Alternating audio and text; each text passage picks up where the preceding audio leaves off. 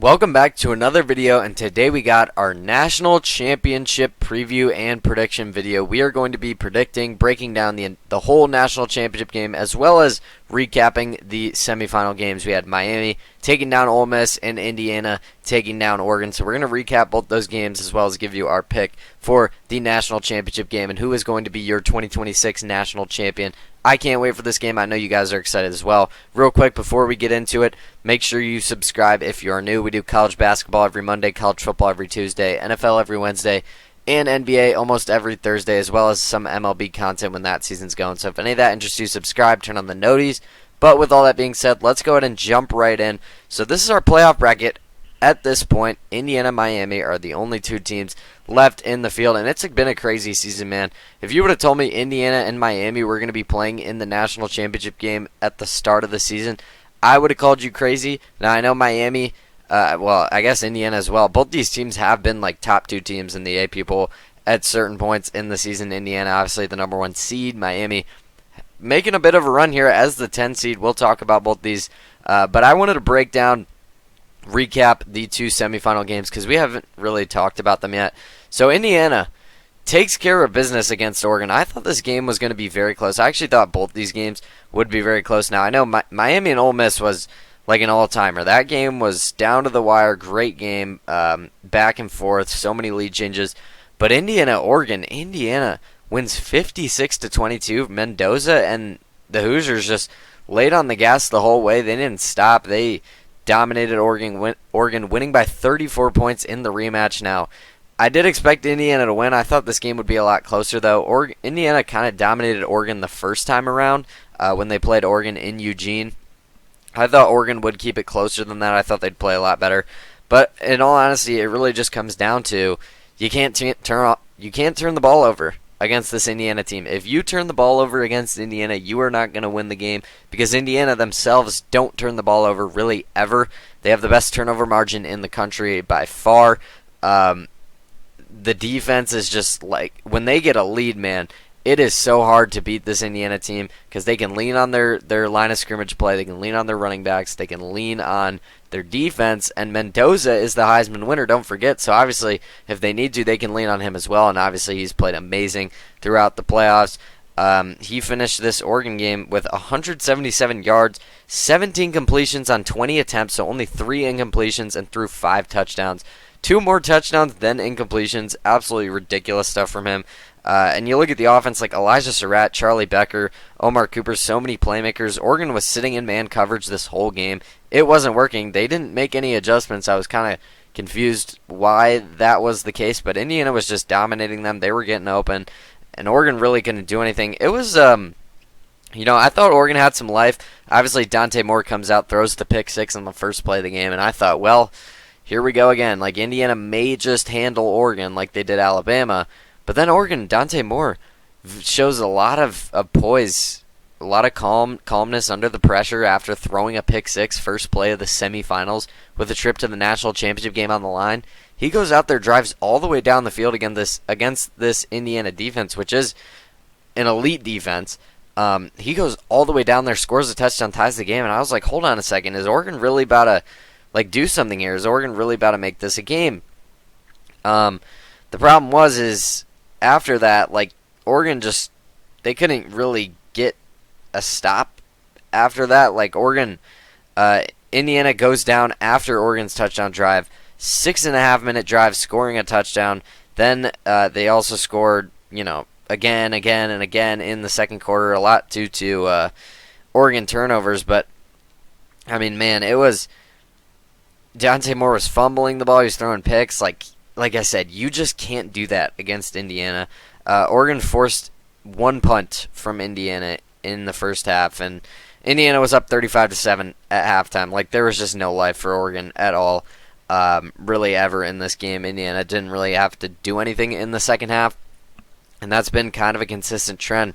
Now, I will say the team that has played them the closest, Ohio State, I guess Penn State as well, you could say. Both those teams, the reason they've been so close is they've held Indiana to under 4 yards a carry, so can Miami do so? I think they're actually pretty capable. This Miami D-line is one of the best in the country in terms of, pressure, quarterback pressure, so I think Miami, as much as Indiana is great, I think Miami actually matches up pretty well against Indiana now. Matchup-wise, I'd probably still give the slight edge to Indiana. I mean, they are, in my opinion, the better team overall, but I think Miami can make this one interesting. You look at their, if they can get to Mendoza, pressure him, maybe somehow, some way, force some mistakes, because like I said, they don't do that often. If they can get some turnovers, if they can shut down the run game, I think we could be having a pretty good game for ourselves here in Hard Rock Stadium, and it's in Miami's home stadium.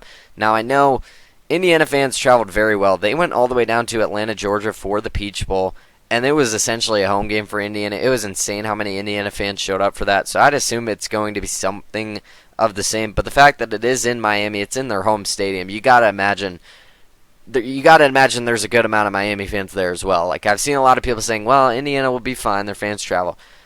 Like, don't get it twisted. Miami's playing a home game here. I know that there's going to be Indiana fans, don't get me wrong, but this is a home game for Miami in their home stadium. Like, it is a home game, as much as the Indiana fans do travel. So that's obviously big. Now, let's go ahead and break down this Fiesta Bowl game. Miami defeats Ole Miss 31-27. Absolutely insane game, classic game here. It was back and forth. I don't know how many lead changes there were in the fourth quarter alone. I think it was like four lead changes in the fourth quarter. Absolutely ridiculous stuff. Miami was dominating this game too. They were up, they got up 3-0 pretty early. It was kind of just a defensive game. Then Ole Miss has the long touchdown. Kewan Lacey goes, 70 yards for a touchdown, giving Ole Miss a little bit of life, but Miami responded right after that with a touchdown drive of their own, almost 8 minutes long, go up 10-7. Ole Miss kicks a field goal, go up 10-10, but then Miami responds again with a touchdown drive, 17-10 now Miami. They were going back and forth for a little bit. Ole Miss kicks a field goal before halftime, so it's 17-13 at half, and if you were watching this game, it felt like Miami was winning by a whole lot more than 4 points, so Miami was dominating that first half. And then in the third quarter, to start the third quarter, there were some missed field goals. Carson Beck threw a pick. Ole Miss got a field goal. So now it's a 1-point game entering the fourth quarter. And all of a sudden, the way Miami's been dominating this game, but they just threw a pick. Ole Miss just cut it to a 1-point lead.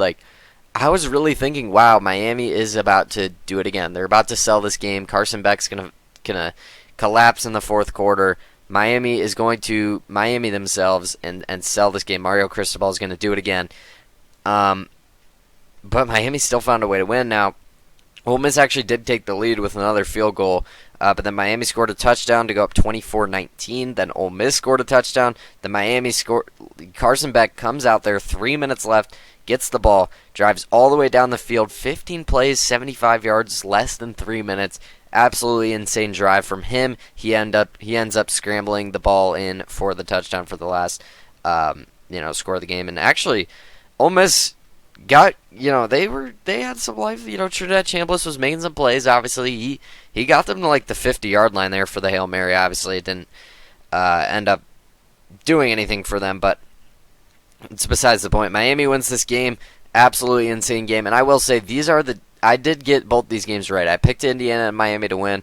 I just thought Miami matched up pretty well against Ole Miss. I thought Ole Miss didn't have the physicality, the line of scrimmage advantage in this one. So I did expect Miami to win. I did expect Indiana to win, but I will say I did not expect Indiana to blow out Oregon. I thought it would be a close game. But Indiana takes care of business, and now it sets up Indiana versus Miami. Now, I kind of already have hinted at some of the key points I want to talk about, but I will just say them again. Indiana is one of the best teams we've seen in a long time, just to get that out of the way. They are very good. They're getting compared to 2019 LSU. That's how good they are. And numbers-wise, sure, I think you can make that comparison now. Me personally, I would still take 2019 LSU. I don't know if that's a hot take. I'd assume that's what most would say, but you got to understand, all props to Indiana. Signetti's done a great job. This team is really good. There's a reason they're undefeated. They're in the national championship game. They're one win away from going 16-0. That's going to be the first time, or if they do get the win, it'll be the first time any team has ever went 16-0, which is ridiculous, insane stuff. But you got to understand that LSU team had so much talent. Joe Burrow Jamar Chase, Justin Jefferson, just on the offense alone, they had so many defensive guys as well. So many draft picks. Like, I just feel like the talent, like, I feel like it's got to mean something at some point. Now, Indiana has shown us all season that it hasn't, so maybe I'm wrong here. I don't know. Let me know in the comments who are you taking, 2019 LSU or 2025 Indiana. You know, you could go. I mean, I don't know. Indiana is really good, but in my opinion, I would take LSU. That's just me, though. Maybe I'm an Indiana hater. Again, if you wanted to, like, the numbers support it. Like, they're very similar numbers-wise, but also LSU has, like, all those top 10 wins. Indiana does have some. They beat Oregon, they beat Ohio State, and they beat Oregon twice, actually. They beat Alabama, so they do have some top 10 wins, but I think LSU had, like, what, 5 or 6, I want to say, so, yeah. I would take LSU. That's just my opinion on it. But let's break down this game. Like I said, Miami, essentially a home game. Indiana fans will travel, though. Like, it's going to be closer to 50-50 than you would think for a Miami home game. I don't know. I'd still assume Miami has more of the fans than Indiana does. But, again, Indiana fans will be there. Don't get it twisted. My thing for Miami, if they want to win this game, there's a few things. I said this with Miami against Ohio State. I think I said this with Ole Miss. If Miami is close in the fourth quarter, I actually think it favors Miami, which is crazy because Indiana has shown against Penn State, against Ohio State, that they can close games very well. They can compete in close games. But Miami's been doing it all year. They've been doing it this entire playoff run. So I think if this is a close game in the fourth quarter, I wouldn't be surprised if Miami goes out there and takes this one and wins it all. I really wouldn't. They have the talent to do so. Carson Beck is playing lights out right now. I've given him some discredit. I don't know if that's the right word, but I've given him some flack for turning the ball over in big spots. But so far this playoffs, he's been really solid. Obviously, he led the game-winning drive against Ole Miss. He looked amazing, and really in the whole game. I know he threw the pick, but yeah, I mean, Carson Beck, we have seen him. Now, I will say, we haven't seen Mendoza do this, but Carson Beck, 2 different games this season, has turned the ball over quite a bit. In Miami's 2 losses, Carson Beck's thrown 6 interceptions combined. So, obviously, if Indiana can turn the ball, can get some turnovers, which I would assume they get at least 1, because this Indiana team's averaging 1.5 turnovers a game. They're, like, the best turnover margin in the country. Like, they force turnovers, and they don't turn the ball over. Miami, they're going to have to limit the turnovers. If they get more than 1 turnover, I think they have no chance. Even if Beck throws an interception, if there's a fumble, because Malachi Tony has shown he's struggled with some fumbles, so that could happen. Even if Miami gets 1 turnover, Miami still might have a hard time to win, even off 1 turnover alone. If Miami can play a clean game, limit the penalties, because they can't shoot themselves in the foot, they're going to have to play a almost perfect game to beat Indiana. That's how good Indiana is. But it's just because Indiana, they don't beat themselves. They don't make mistakes. They're so fundamentally sound. They don't turn the ball over, and they force turnovers. And they have the Heisman quarterback. They have an insane line of scrimmage. Like, they have everything you would need to win a title. And like I said, I think Miami's going to have to play a near-perfect game. I think they're going to need it close in the fourth. They're going to have to play a very clean game. They cannot kill themselves with penalties. They can't, if they have 2 turnovers, if they have more than 1 turnover, I don't think there's any chance they win this game. 1, maybe they still have some life, but ideally you'd like to just not turn the ball over once. Again, Indiana does do a great job at that, though. So, another thing with Miami is how will they match up defensively against Indiana's offense? With Mendoza, he's been lights out. This is now 2 games in a row where he's thrown more touchdown passes than incompletions. That's insane. I think Miami's defense is capable enough. I think they got to start with getting pressure, though. Like Ruben Bain, the rest of the D-line, they have to get pressure on Fernando Mendoza, because with pressure comes, he maybe starts to get a little bit, hectic in the pocket. Maybe can force a turnover. I know Mendoza has been very good at that. But again, like that's just how football works. If you get pressure on the QB, maybe they start pressing. Maybe they force a ball out that they shouldn't. Maybe it leads to an interception. The problem is Miami, I don't want them to have to blitz a lot because then, Indiana's playmakers are just going to eat them alive over the top. Like, when they have the guys they have, Omar Cooper, Elijah Surratt, Charlie Becker, like, all these guys are going to feast. So Miami's going to have to still drop, like, 7 guys. Like, Miami, if they can get pressure while rushing 4, that would be big for them. I'd hope that they can do that. I think their D-line is good enough, but again, Indiana's offensive line is still really good. Now, talent-wise, I think Miami does have the edge in this one, but, I mean, we can't really use that. I mean, Alabama probably had the talent advantage over Indiana. Oregon definitely did. Ohio State did, and Indiana's beat all those teams. So we really can't say much on that front. What it comes down to for me, ultimately, in this game, Indiana has shown me, like, what's Indiana's weakness? Realistically, what is their weakness? Because we've seen them struggle when they get the run game stopped. So maybe that's it. If Miami can hold them to 4 yards, less than 4 yards to carry, like I said, that's how Penn State and Ohio State were so close with Indiana. So maybe if Miami does that. But Mendoza's playing so good right now that even if they do have to lean a little bit more on Mendoza than they would like to, I trust him to get it done. I think, Miami, they're kind of playing like the team of destiny. Like, they just keep finding ways to win. But I feel like Indiana at this point is just inevitable. I don't know. That's just me. The spread in this game is 8.5, favoring Indiana. Absolutely insane. I think it opened at 7.5. So it's, people are saying even more should be going on Indiana. We'll see what it ends up closing at. There's still a lot of time till the national championship game. I will say, though, both these teams, fantastic job this season, obviously. I think Indiana wins. I think they win 30-20. I think it's going to be close for a little bit, but I do think Indiana will pull away late. Like I said, if Miami has this game close in the fourth quarter, I think there's a chance they could actually win. Like, I think that might actually favor Miami, believe it or not, over Indiana. If it's, a one-possession game in the fourth quarter, I think it will be close. I think the first quarter you could even see, like, it being, I don't know, 3-0, 6-3, 7-3, something like that. Like, I think it could be a low-scoring first half, but I think eventually Indiana will open it up offensively, and I think Mendoza is going to be called upon a little bit in the second half. I think you see Indiana start to pull away, I don't know, kind of mid to late third quarter, and then they just kind of hang on from there.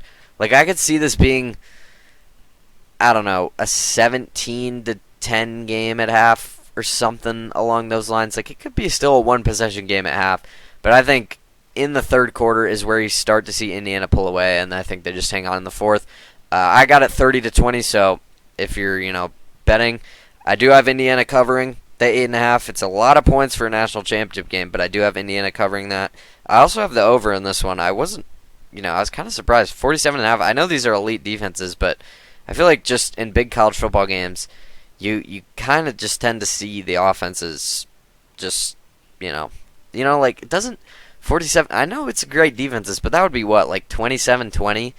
I guess I could see that. I mean, that's not far off of what I have. It's only 3 points, so, yeah, it could hit the under. I would, this is what I have. I have 30-20.